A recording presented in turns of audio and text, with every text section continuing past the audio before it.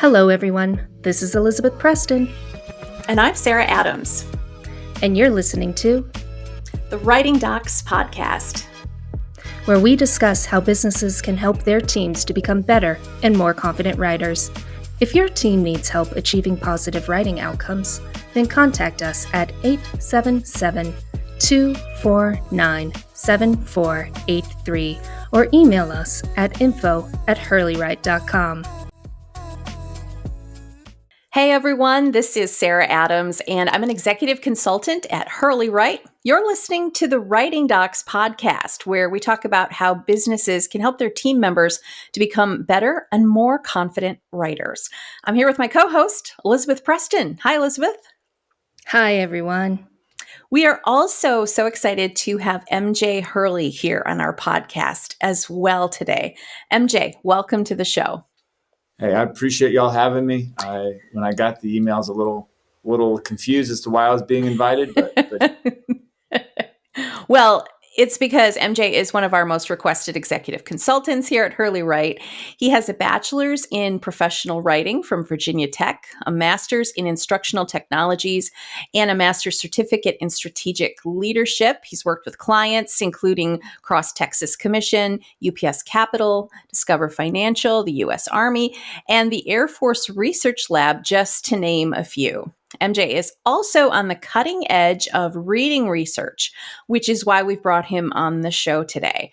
Reading research. MJ, talk to me about what is reading research, and do you think folks are often surprised to hear that people actually research people reading? I do think people are often surprised. I think it's often interesting too, like when people kind of realize what the research says. It's often, I don't feel like, incredibly surprising. It's just things that often people haven't thought of. But I love it. I think that's honestly one of my most favorite parts of this job, is to dig into the data and kind of figure out, what's actually happening, and so that we can improve kind of the decision making. But to answer your question, which I was going to skirt by, essentially reading research is the study of how people read. And so there's a lot of data out there, and I think the research is constantly changing and evolving, which I think is interesting. But yeah, that's essentially what reading research is. How do people actually read? Well, and how do they study that? I mean, do you sit and watch people read, or how does that even work? That's a great question. From what I can gather, there's a few different ways. They have software out now that can track people's eye movement, so you can actually see physically what they're reading. They've also done things like test retention, afterwards, like trying to figure out what people paid attention to, why did they pay attention to it, those sorts of things. So yeah, I think the latest, and there's even like websites use it now, like devices called like Hotjar and Newegg, where you can actually see where people's eyeballs are. You can see where the mouse moves, those sorts of things. So they've used it all to culminate into kind of findings so that we can better predict, how to make better decisions in basically any sort of writing that we do. And, I think some studies have shown, and it's probably common knowledge as well, that humans globally read very differently than we used to read because of the age of phones and computers and tablets, where we swipe rather than turn a page. Talk to me a little bit about that. Yeah, I mean, it's interesting. And we have clients, some of the clients we deal with, even right now, they're just talking about the different needs, even culturally, that people need. For instance, like historically Asian populations, if you get to the most important information first and lead off with, the most important information, they see that as incredibly rude, insulting. It's a turnoff. On the other side, like more of the North American and kind of American United States organizations, that's exactly what they want. I don't want to read your 5-paragraph email. I want to get to the point. What is it that you need so I can choose to move on with my life? So, there is certainly that piece of it. And to me, that goes down a different rabbit hole altogether of understanding reader more effectively. And just to kind of clarify here, because I think it's an interesting point, really what readability studies discover is, what are people actually focusing on? Like as humans, just as a basic human fundamental level, what are we paying attention to? What are we choosing to read, and what are we choosing to ignore, regardless of culture, regardless of background? And I imagine, aside from what you just mentioned about the tone of emails, and we talk about that a lot with our clients, the tone of emails or documents and how those can be misinterpreted and cause internal miscommunication or external miscommunication. What are some other reasons that managers of companies like the clients we work with, why should they care about how people read? It's a great question. There's a few things that come to mind. One, you know, fundamentally, what we're trying to do is teach people how to communicate in a way that other people can understand it. And that is, I think, is a really important, it sounds obvious, but I think it's a really important thing to hammer and nail down. What are we actually trying to achieve here?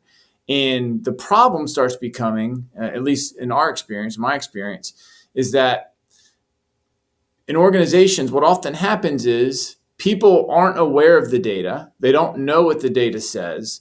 So you have different people making different decisions just based on their own opinion or their own bias.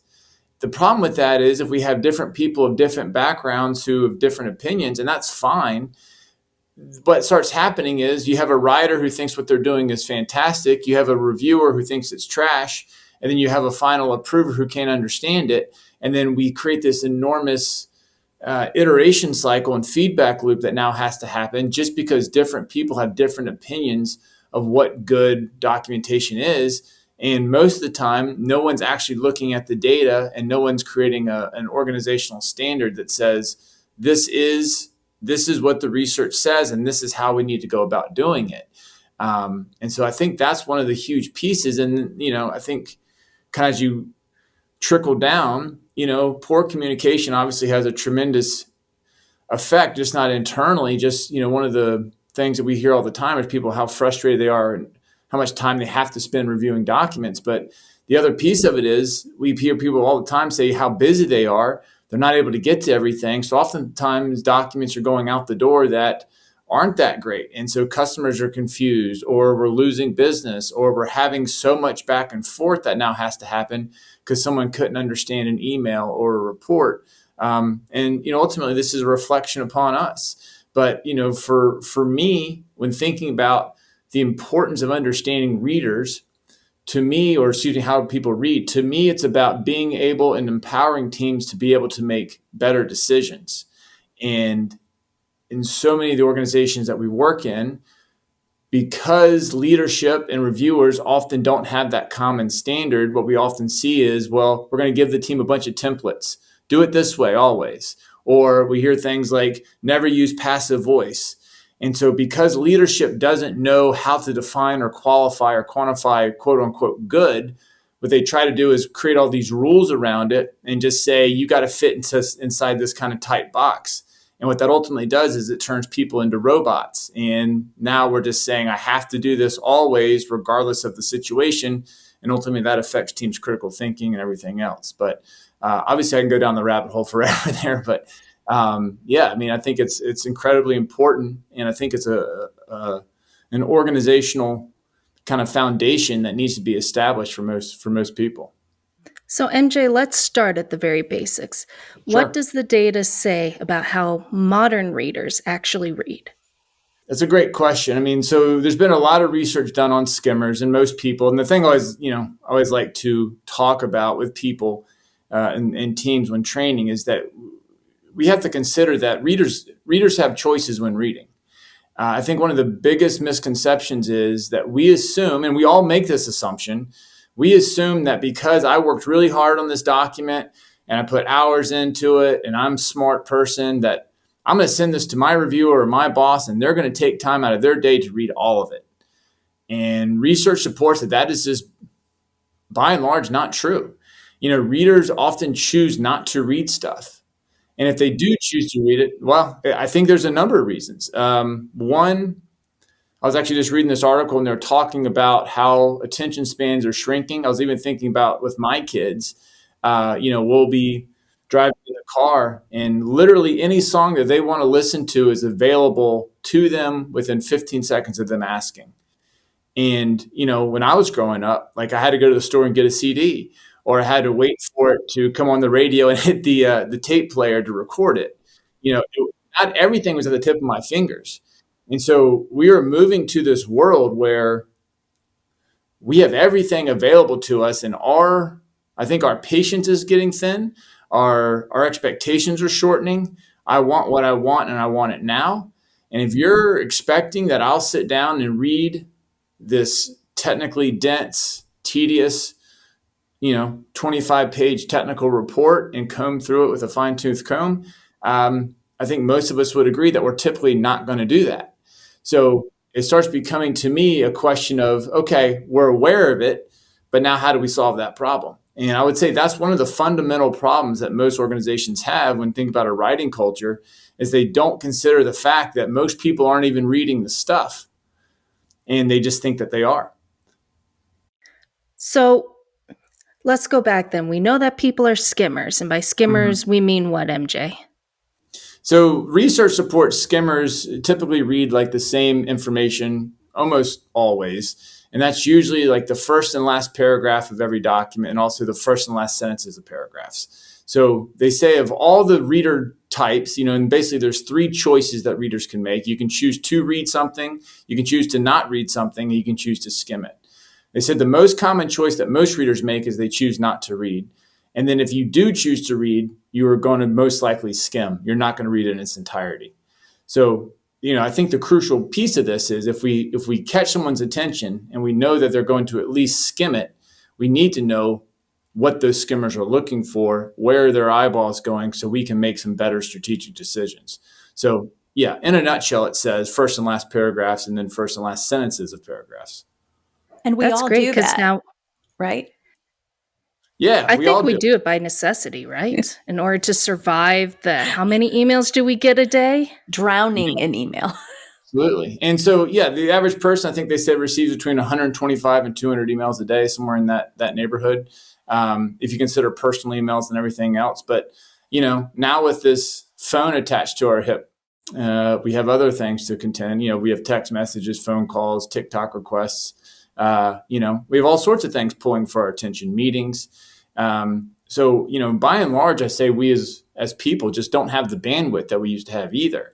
So we are making strategic decisions about the information that is coming to us. We're triaging it.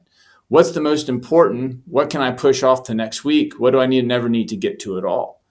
And I think part of the problem is that we aren't showing readers what's important so they can make the decision to act now, or make the decision to act next week, or make the decision to never act. Because often what happens is we're not thinking about how skimmers read. We're putting the most important information somewhere at the middle of the 25th paragraph, and we're hoping that they'll read it all.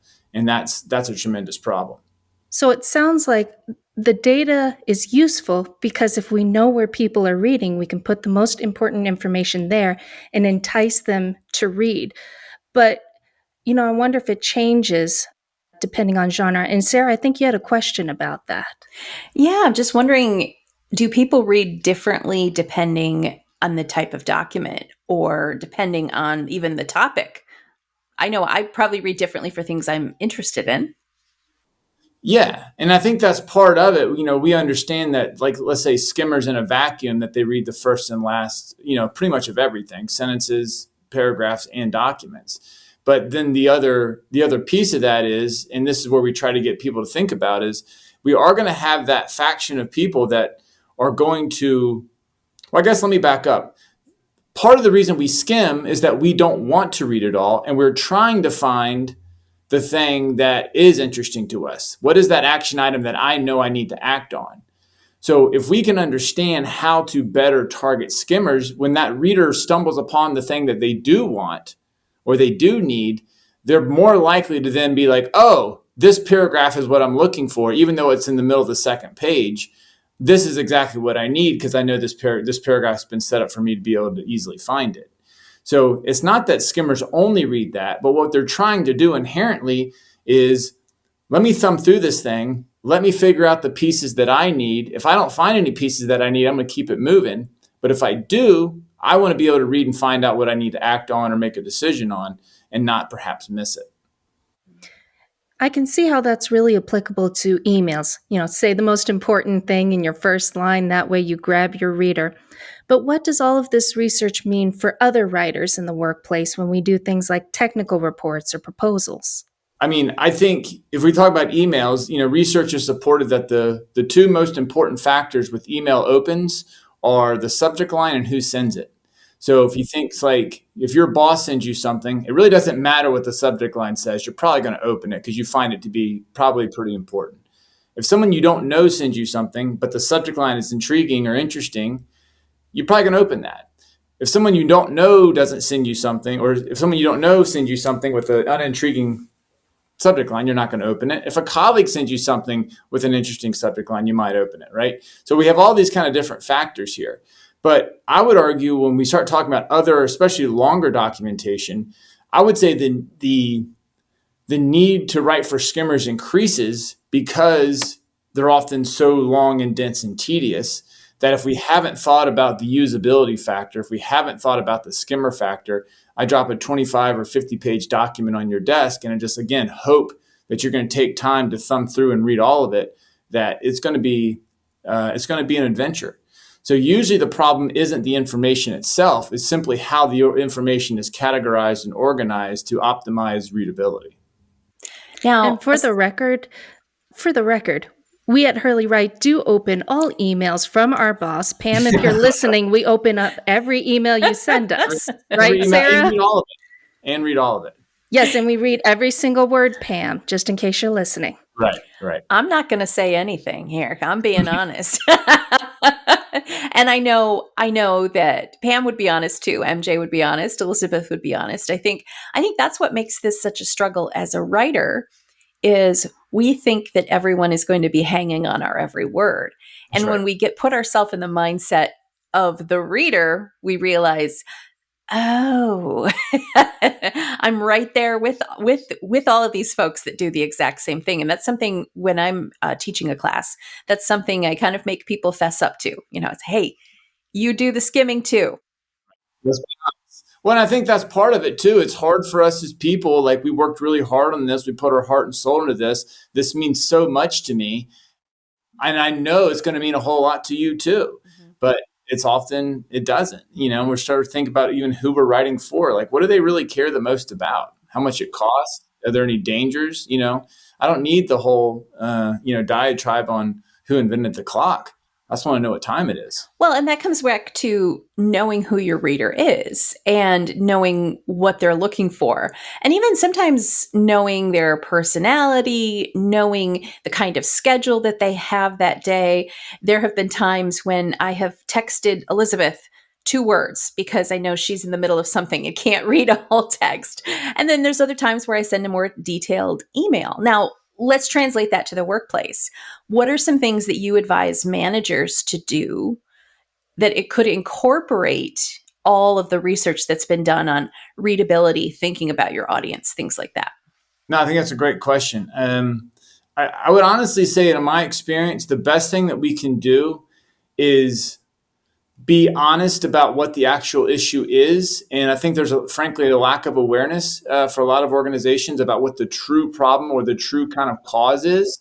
And we see, frankly, a lot of writing issues that occur because of the review process. And there's a lack of accountability, or we have different people giving different sorts of feedback.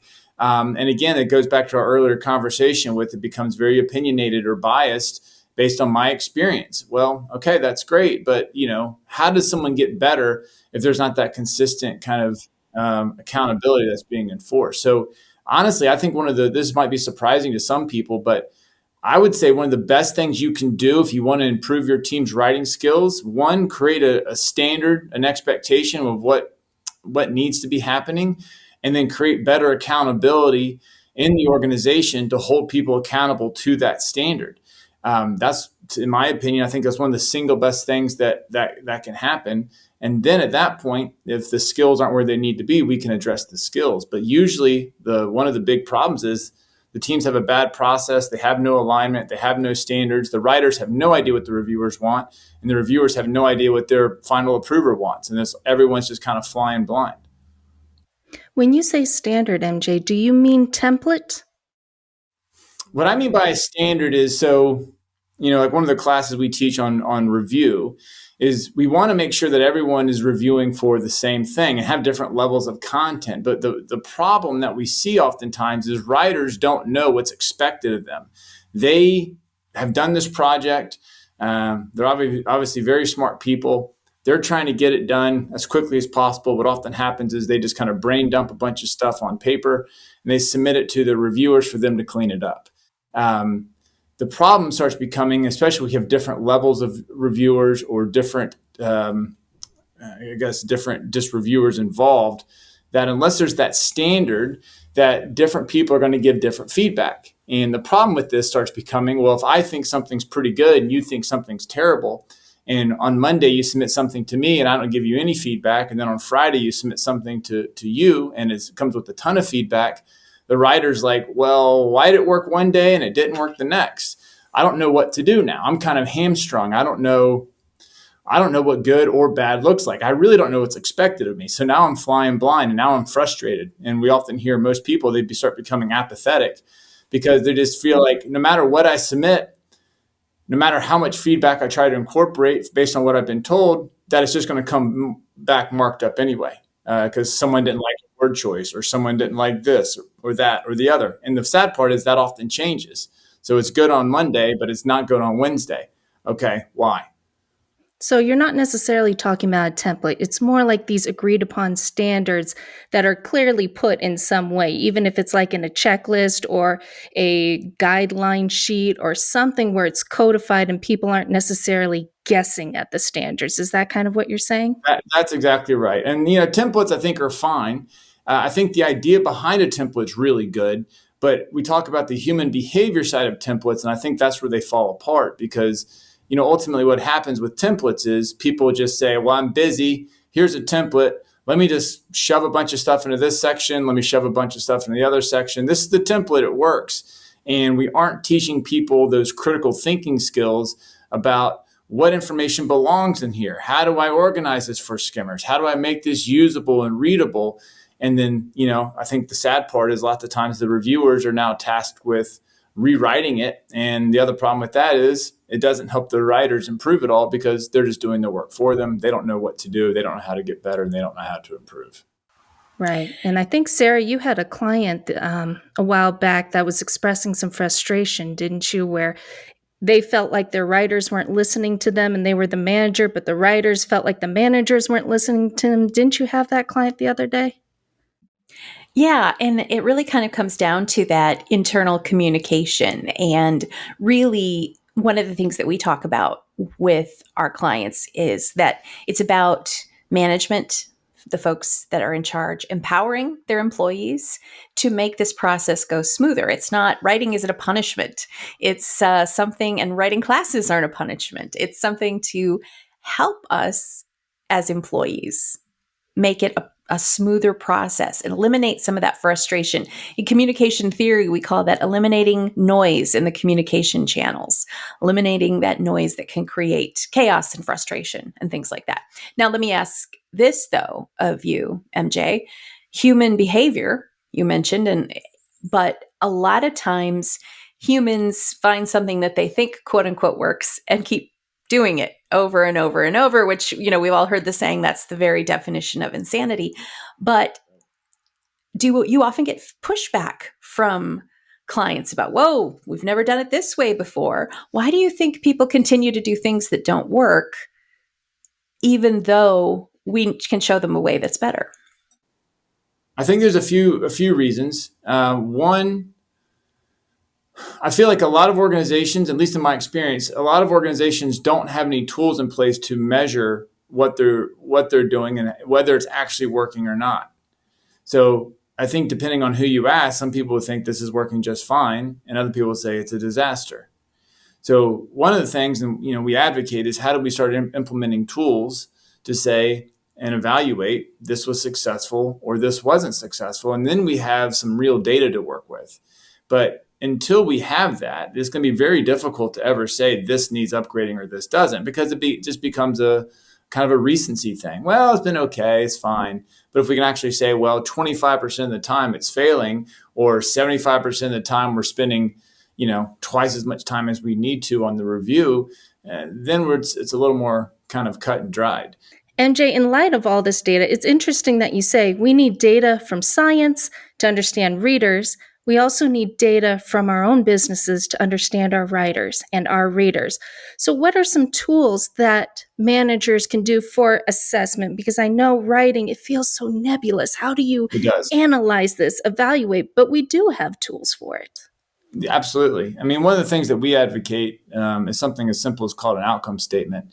But, getting agreement from the team, or even at minimum the writer, when we're writing, there needs to be a reason that we're writing. It's not just, we're not just putting information because we feel like it, or, I have a couple hours to kill. Like, there is a reason that I'm putting this down and sending it to you. And I need you to do something with it. It might just be something as simple as agreement. It might be something like, I need you to turn it to a paper airplane. I might need you to buy something.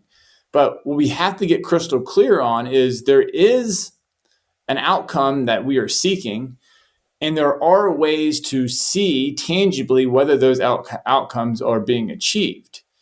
And what that's going to help us do is start realizing whether or not what we're doing is working. Some organizations already do this with things like proposals. They know what their win rate is.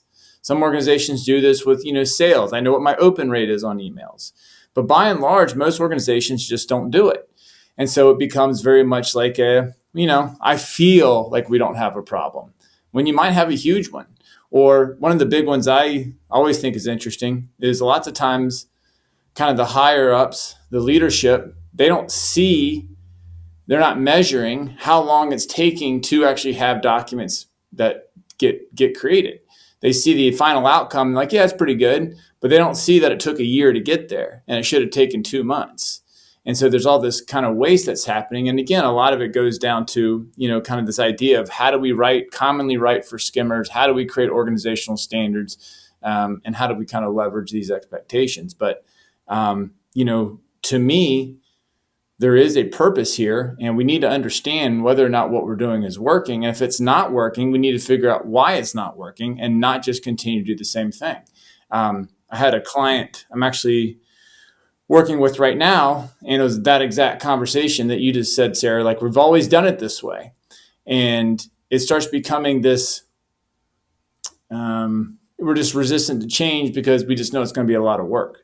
I don't want to do something differently because I'm comfortable doing it this way, even though the outcomes are bad. And even though we know it's costing us time, money, energy, those sorts of things. So I think inherently human behavior, we're just resistant to doing something new and different.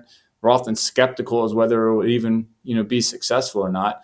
And I think the big thing is we just don't always feel like it's quote unquote that bad. It's fine. We can live with it, which is again why I just kind of suggest let's start measuring. Let's take a look. Maybe it's not that bad, but maybe it's worse than you think. So we need some sort of evaluation in a way. From what I'm hearing, like if we did practical practices, you need clear standards that everyone is aware of. We need a clear goal, and we need an evaluation, or kind of like a writing audit. And I think we have that at Hurley, right? A writing audit, is that correct? Yeah, we have a communication audit we just rolled out a couple months ago. We're really proud of it. But, my thought is always, if you go to the doctor and say your shoulder's hurt, what you don't expect the doctor to say is, well, let's go ahead and sign you up for surgery, or here, take Valium.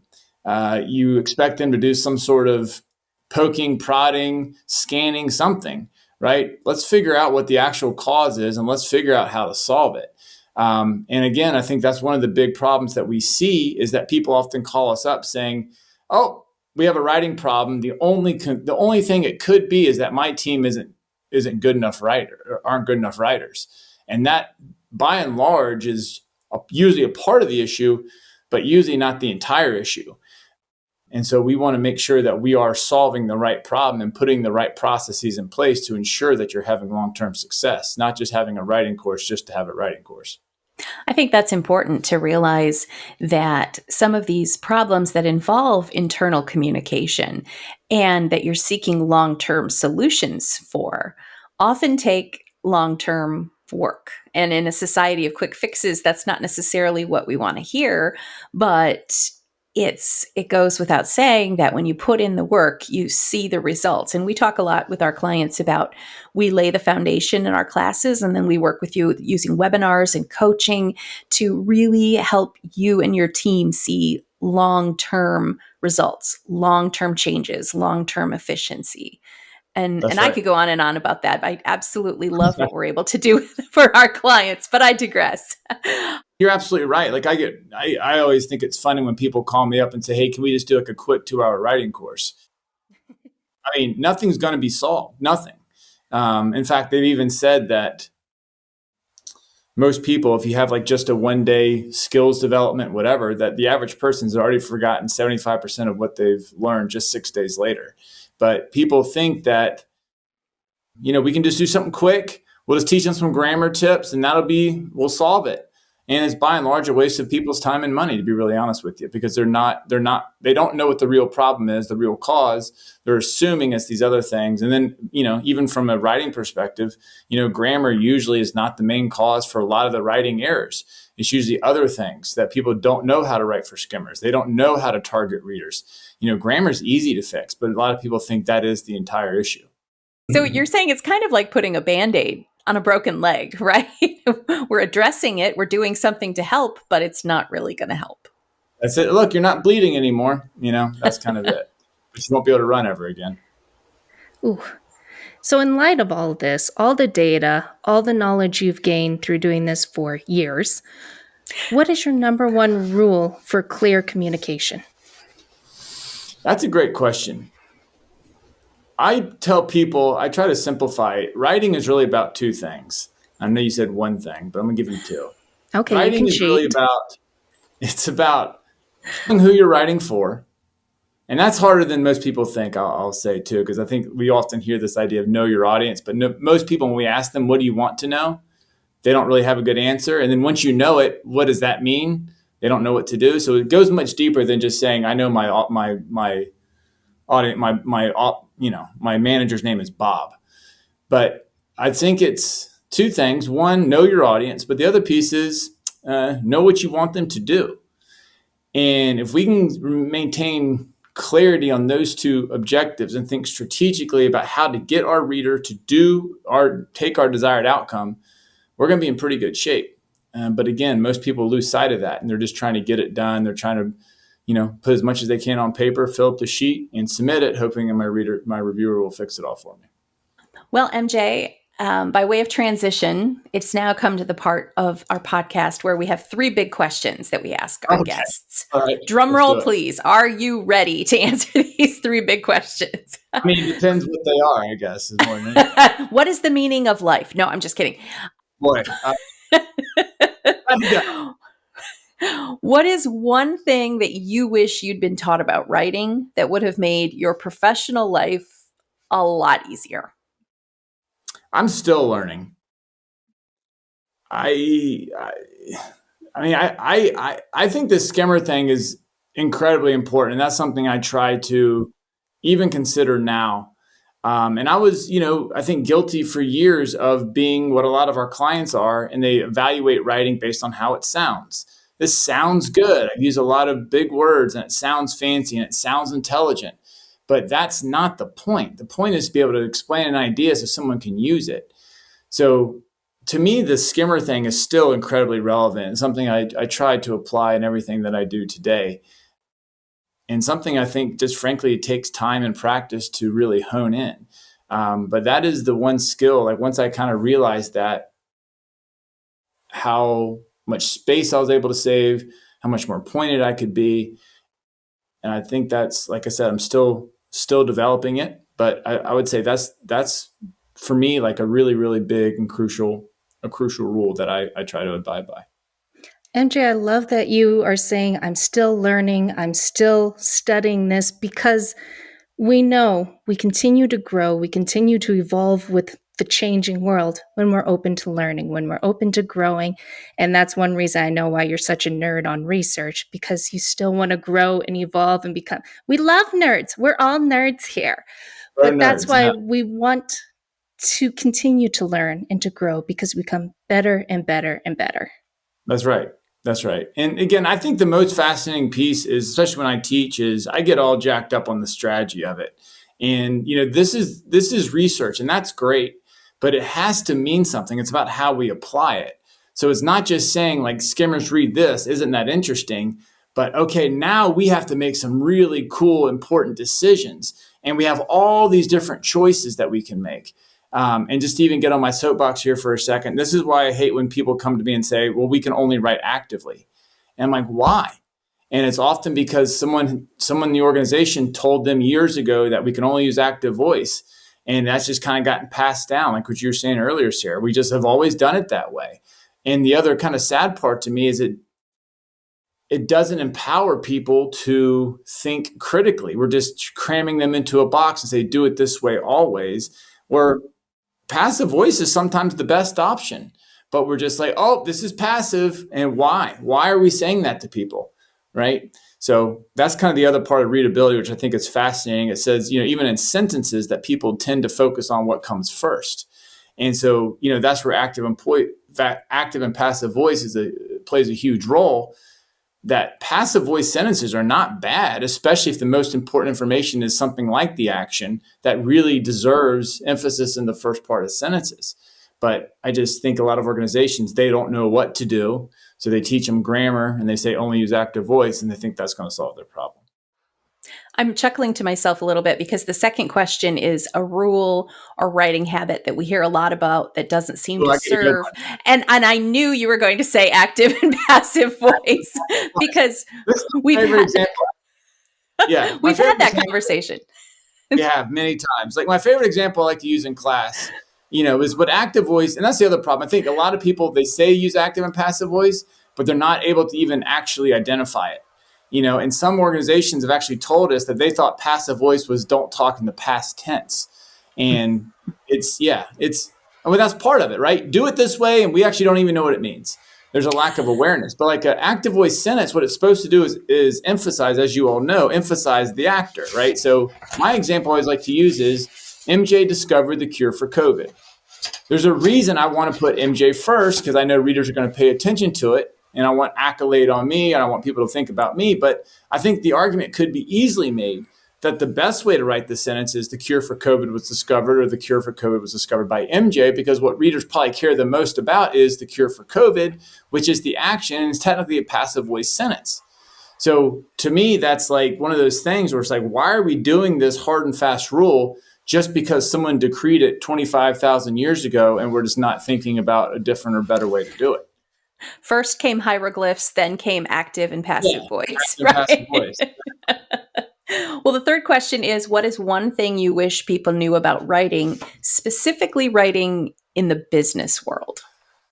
People often don't read, and your choices that you make are encouraging that behavior.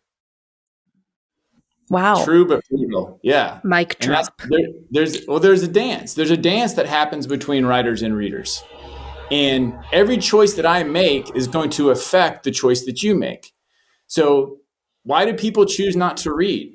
There could be a lot of things. It could be like, wow, this is incredibly long and tedious. I'm not reading that. It could be hard to get through. It could be uninteresting.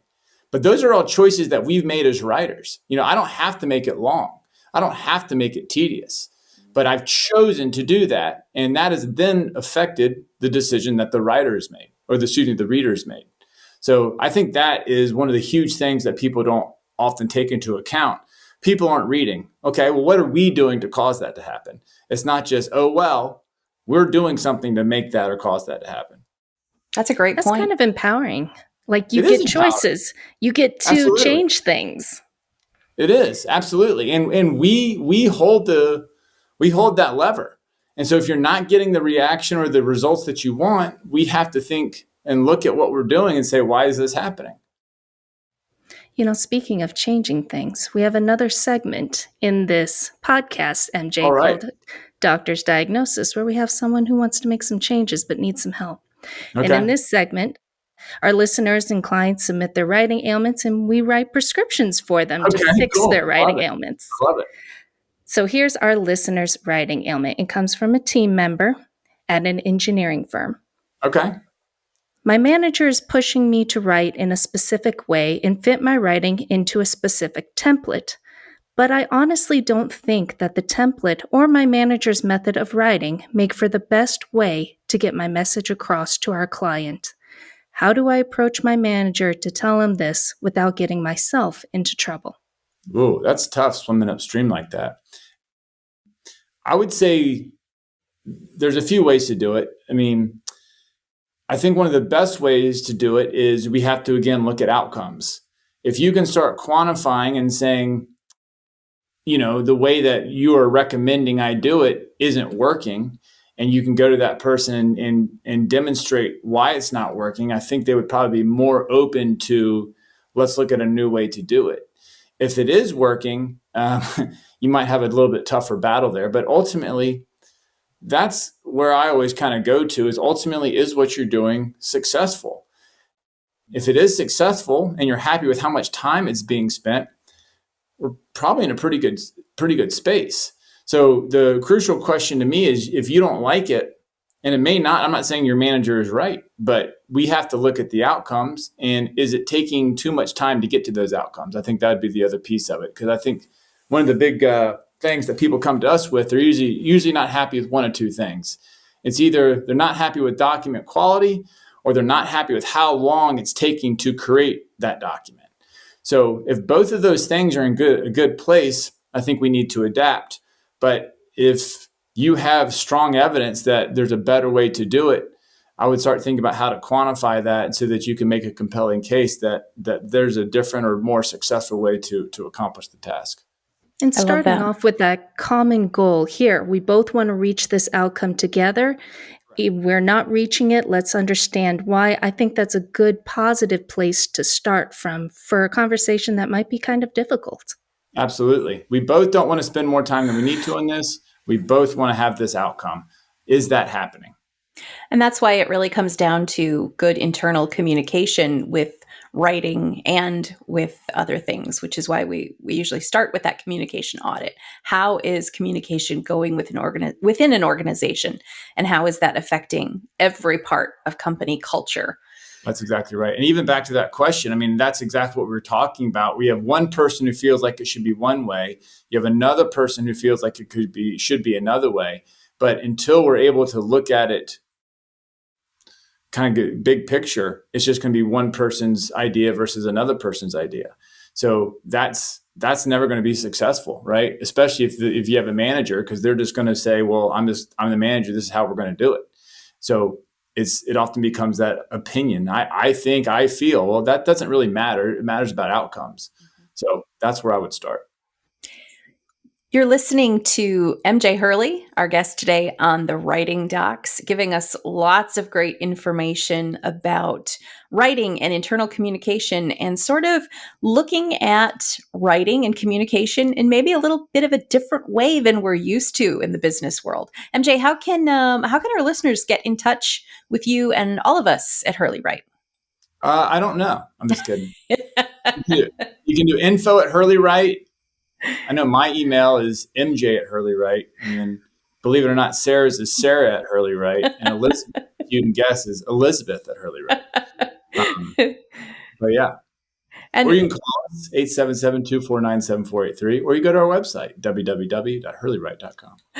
well, MJ, thank you so much for joining us today. It was a pleasure having you on the show, and you're giving us a lot to think about.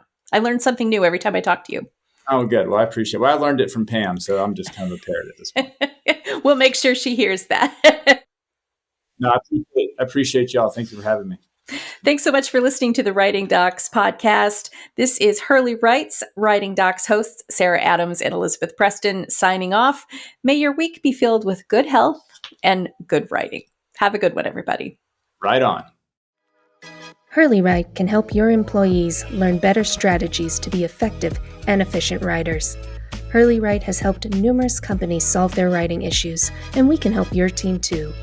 contact us at 877 249 7483 or email us at info@hurleywrite.com, and one of our writing experts will be in touch.